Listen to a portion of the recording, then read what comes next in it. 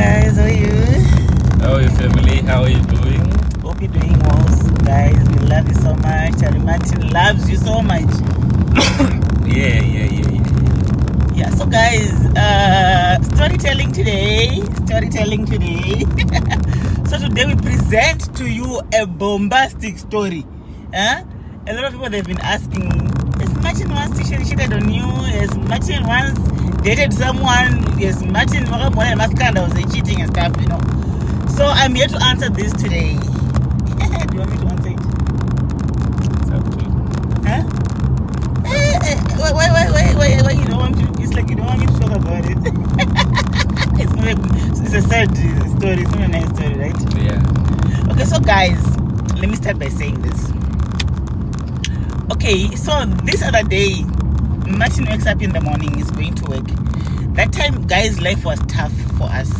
Life was really bad. We were staying in Pretoria in a balcony. I'm talking of a balcony. It was the tiniest room ever. They just made it a room just to accommodate us, So we're staying there, and life is tough. I couldn't even afford a crash we couldn't afford the crash for the child. Even by then, I was going to work with a child. My husband here was working as a blockman there in Marabasat in Pretoria, in Frontline. Yo, guys, I don't know what made me take the phone. He had gone to bath. I'm busy preparing his lunch tin, I've always been that lovely wife, even when things were not yet fine with us, I would pack a lunch tin for him, Why? Because of finances, we couldn't afford even to buy lunch, So I'm busy packing the lunch tin. My mind, I don't know, us as ladies, the instinct will just tell you, take the phone and check something. God loves us, Then I went on the phone. I opened the phone. I checked the phone. Sweetheart was busy chatting with someone. I'm talking of that early morning.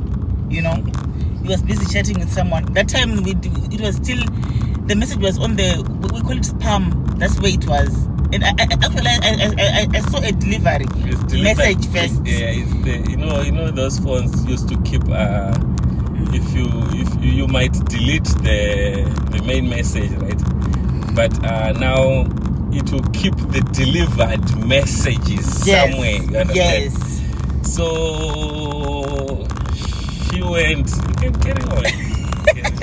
So the inspector went on and started inspecting the phone. Me, I'm the inspector.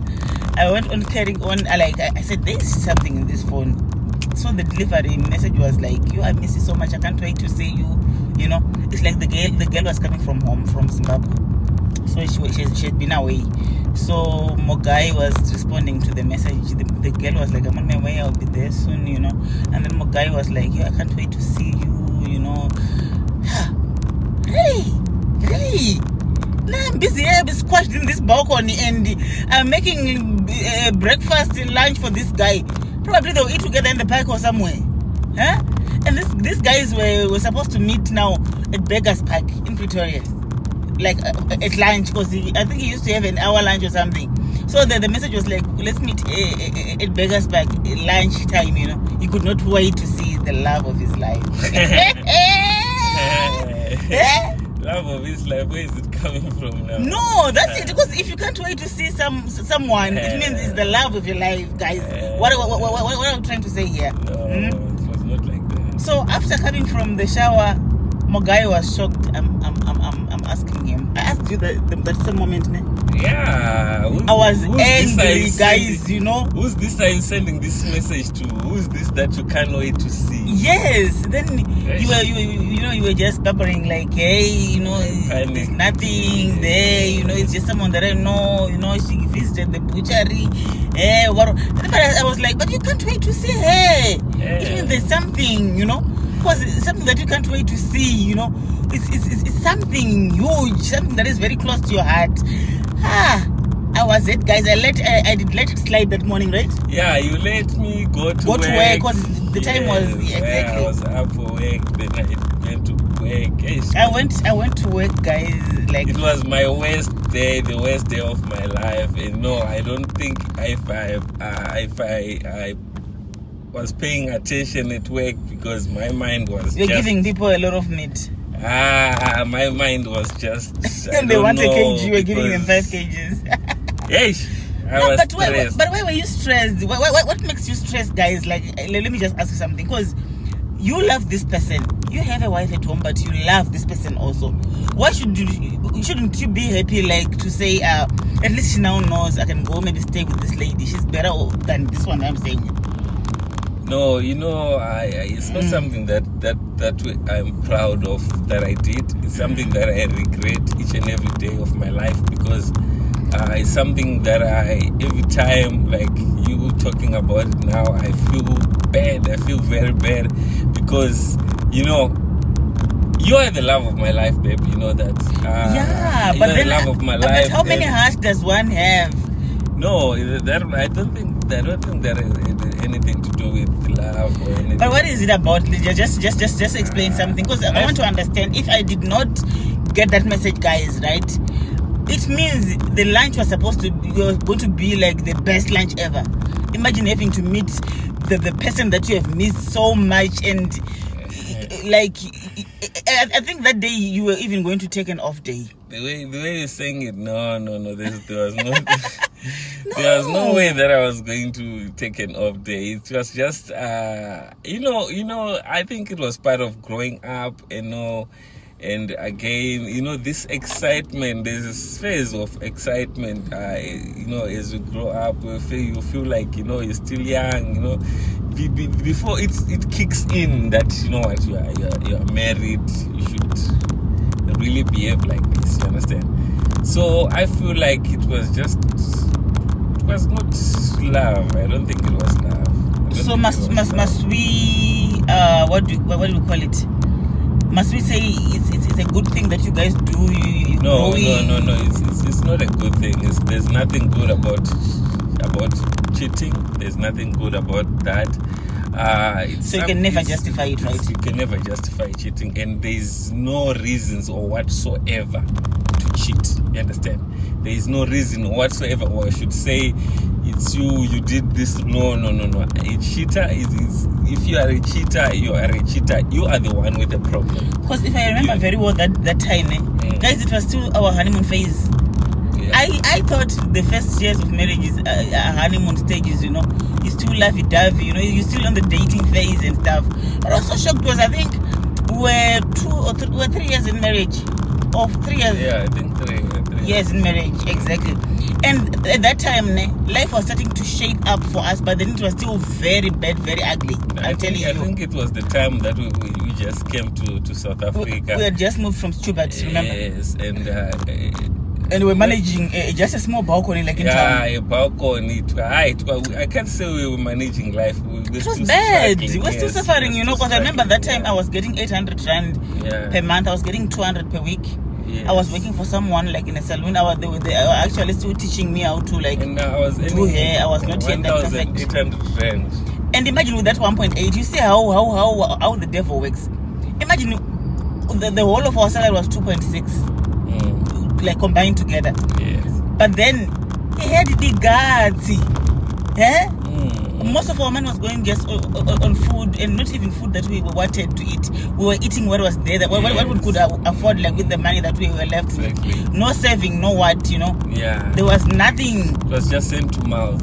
Hand to mouth. You agree, even to go in a shop to buy even an outfit we could not afford, guys. Yeah. That's why you see at times, even now that we can afford, we have to, because we have gone through a lot. There were times where we could not even go to Jet, we couldn't go to Pep, we couldn't go even to Marabasta to buy even an outfit, the cheapest outfit that you can think of, guys. We were wearing those clothes that we came from home with, and admiring other people. You see some people are all swagged up, and for us life was just like we could not afford. We took time. I remember staying in Pretoria, I think we never even went to buy even KFC.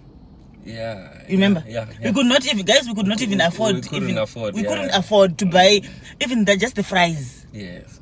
There was nothing like that. Our life was we cook every day. Yeah. Yes, we cook every day. So to my mind, I was shocked. This guy, we're not even getting anything. Like we're trying life. Yeah. But another guy he can go to propose someone. What is he going to give this lady other than maybe like it's gonna maybe go and gift him with a bed, whatever. They'll go somewhere and just do the deed, and then because the man was not there. I knew the man was not there, so I was like, what is he going to give this girl? Or the girl is blessing my guy, or I don't know, So then what happened? You then called the lady, right? You then called the lady. At first I called your sister. I called my auntie, because we're staying with my aunties like around, Rafadi. I called one of them. I told her I've always been close to my sister-in-laws. They're so loving people. So I want to also thank God for the family that I'm married to. Like, when I go with a problem, they don't shift the blame on me. They take the issue as it is. If Martin is wrong, he's wrong. And most of the times I go with the problem, it's Martin that is wrong.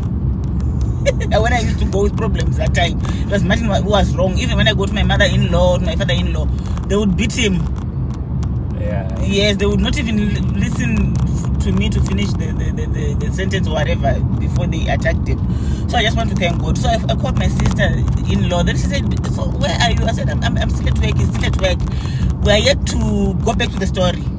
When he comes back from work. Then my sister-in-law said, no, I'm going to come see you. Don't do this. Don't fight. We'll try and, deal with the issue in a good manner. There was no good manner about these guys. So I waited for him to come back from work. I bought some airtime in his phone. So I called with his phone, with Martin's phone. Was immediately, as someone who he came back home as quick as he could. Yes. As someone who had been caught, he came back home, he's Akashara Martin, like. He's the coolest dude ever. I cool her down. And I was like, let's call that girl. We called that lady. Guys, I had the shock of my life. This girl thought I'm Martin's sister. I called the girl, I put her on loud, and the girl answered nicely, thinking it was Martin. I don't even know did you guys meet in the afternoon or what? I don't know. Because when I called the girl, I don't think we've never met again. So when I called this girl, the girl is like, hi Martin. He thinks it's Martin. Then I said, no, it's Martin's wife. Huh? Martin has a wife? Yes, I'm the wife. I stay with him. We have one child. We have a son. And Martin told me he stays with the sister. They're still managing life. He stays with the sister and the sister's son. So in this girl's life, I'm the sister to Martin. I'm the auntie to her. So she's dating Martin. I don't know if they were dating already, or I don't know the phase they were at already there. But I think they were dating already, because if you meet someone like that, it's a dating and everything. So I started explaining to this girl, no, I'm Martin's wife. So I just saw the messages you sent him that you're coming from home. You guys were supposed to meet.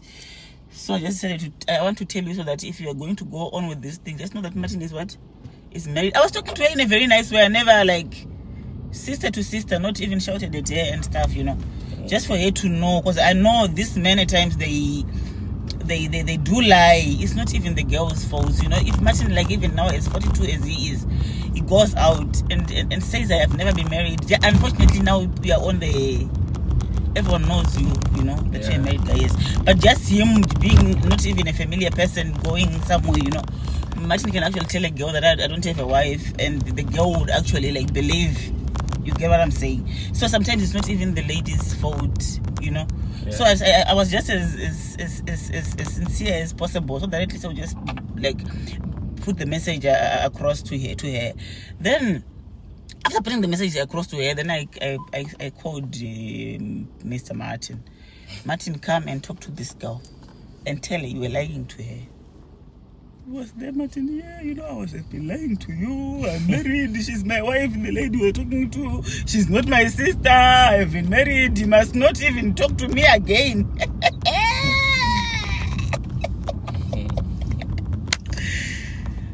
Guys, after the call, I was angry at my husband. After the call and everything, I was angry at my husband. I continued with the anger now. I wanted to push him down the balcony. Sometimes if you act in anger, you might end up doing wrong things. So I managed to control myself. And then my auntie came. She spoke to me. Then it took me time to forgive him. But then I didn't do anything I never did anything bad. Do you remember? Yeah. Yes, but it took me some time, and also it took him time to work on the trust. Yeah. Exactly. But you know, we were also still. Which year was that? We're still young, 2010. we came to South Africa in 2009, right? 10 or 11. Yeah, somewhere there. Somewhere there, exactly. I think 10 mostly, because I think 11. That's when we. When did we go to Mafeking? Mafeking, I think I went 20. Oh, that's I think almost the same year. Yeah. Exactly. So that's it, guys. You know, so these things happen. You know. Yeah. Exactly. So, like, I just wanted to say this story because of there's someone I cheat or anything. A lot of people, they've been asking. You know, it's not all rose in marriages. All these things, they happen. You know. Yeah. And people, they learn from their mistakes. You know. And from that day, like, I was angry though, but then I was like, no, maybe it was just, you know, one of these days where you wanted someone to talk to, or I just had to think of something that is good, you know, so that maybe I don't, it doesn't stay like in my mind, you know, because the more you keep something in your mind that hurts you, you know, you can't even concentrate even at work. You're not yourself. By the way, I was having a small child, so I didn't want any of this to affect like my life, my routine, and everything. You get what I'm saying? Yeah. What do you have to say, Mr. Cheater? I know, don't say that. Don't call me that. You know, I learned my lesson, and I moved, and it's not something that I am proud of. It's not something that I am happy about. Even to hear you saying about it, it kills me, because I feel like if I could turn back the hands of time, you couldn't have stopped the girl. I couldn't have done that, because look at me now. I'm happy. My life is moving. You were not happy at the time. No, that was not happiness, baby. You just say that we didn't have anything. So the happiness was coming from ladies.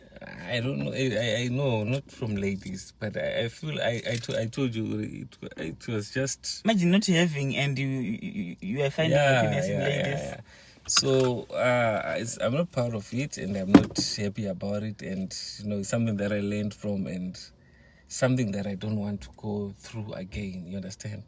So yeah, thank you for believing in me, and thank you for having faith in me, and thank you for being patient with me, because I have been. You've been patient with me for a long time, and I thank God for that, and I thank God for that heart that you have as a woman, and I really appreciate you. And you know, I thank God that you are my wife, because you shaped me.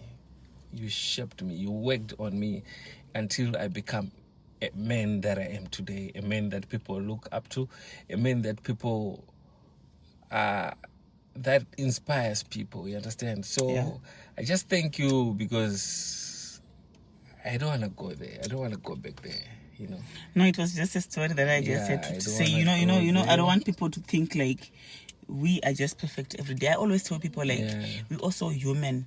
Yeah. We have our ups and downs, you know. Yeah. Yes, marriage is work in progress. Today you are learning this, tomorrow you are learning the other thing, until death do you part. Yeah, you know. true. So whatever you're going through in your marriage, just know that it's like a ladder, you know. Marriage. Yeah. You go up every day. Sometimes you fall one step down, you go back again. So just pray for your marriages. Love you. Go not for bad reasons, for wrong reasons. Go for love. You know, when love is there, you love your person. You can forgive them. You can you know. Just go for good reasons. Yes. Thank you so much, guys. I think that's all. You said it. I love him, you know, guys. I love him. Even after that, at that time, I still loved him. I still made his lunch, and I still pegged. You know, he just got me from heaven. Yeah, no, I thank God. You were sent straight from heaven to me, from God to my heart. Thank you so much for loving me. I love you so much, sweetheart. Thank you. Thank you so much. Thank you so much, guys, for watching. We really appreciate. Hope you have enjoyed this episode. Tap the subscribe button. Yes, right. Type a question. Type a comment in the comment section, guys. Comment in the comment section. Let's hear your thoughts. Let's hear what you think.